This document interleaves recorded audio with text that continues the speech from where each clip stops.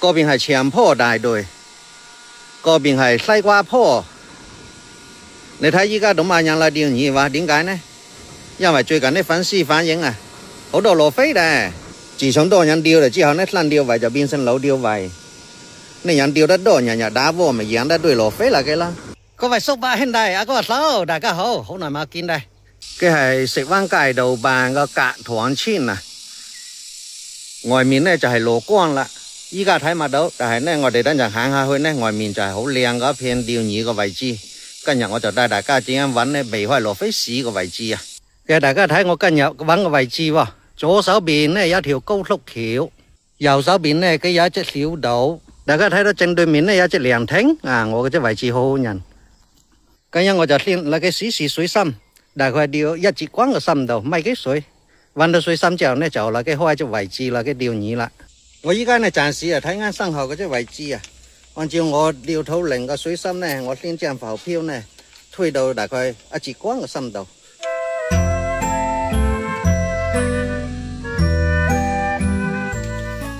嗰隻水深好靚，啱啱好係米幾深。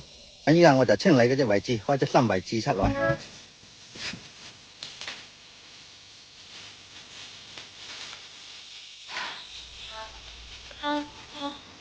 你最偉大，最好在哪？好等待你。經過1個多小時嘅努力，終於開好隻位置。歡迎各位老伙計嘅光臨。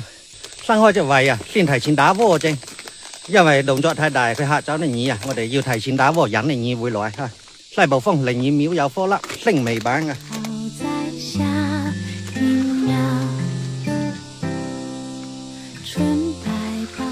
準備好釣魚嘅料啫，明的一份。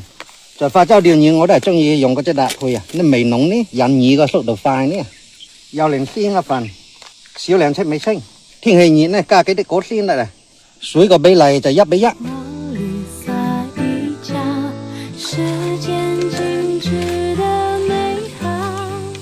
今日繼續使指辮加鹽釣法嘅，依家開始調漂啫。先大鈎修剪鹽皮，調6目7目左右。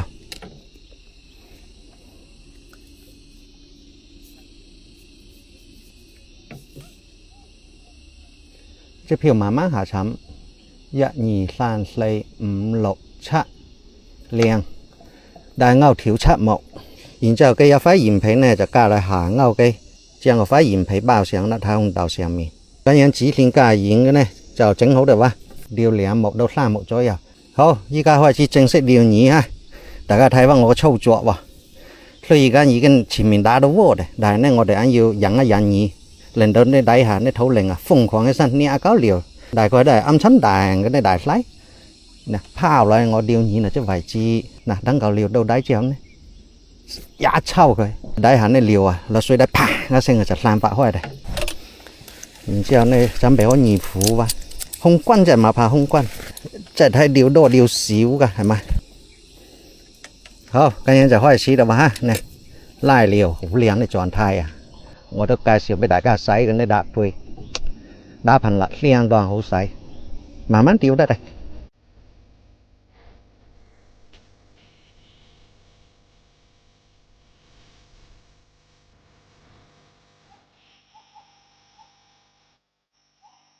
等等，中，哎，目標魚發窩嚟嘅，第一條土靈，爽，底下係有土靈嚟嘅。OK， 耶！第幾竿啊？第4竿，爽！見到嘛？又一條靚嘢，嘻嘻。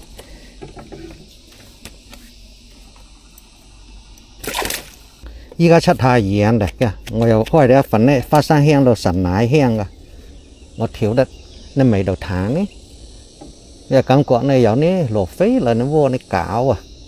試試效果睇下，又一條啊，又一條，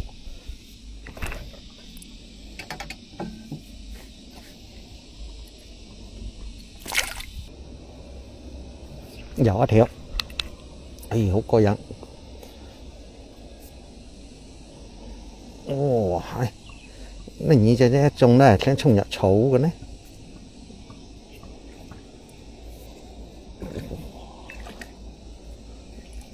có thiếu thấu lên hoa gì có thiếu thấu lên hoa gì thế cả hà ngâu nha lấy giỏ thiếu không đánh phiêu à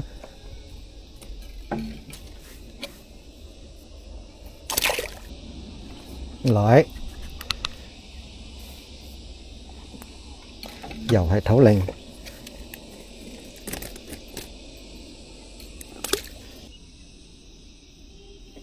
dầu nói ta chỉ hữu liền đánh phiêu ui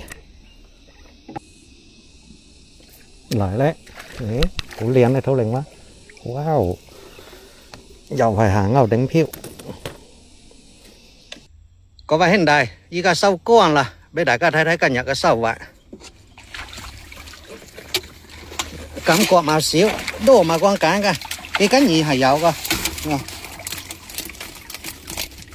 hữu đô lên vai ok có câu khen này nhỉ đã hay mà cái đài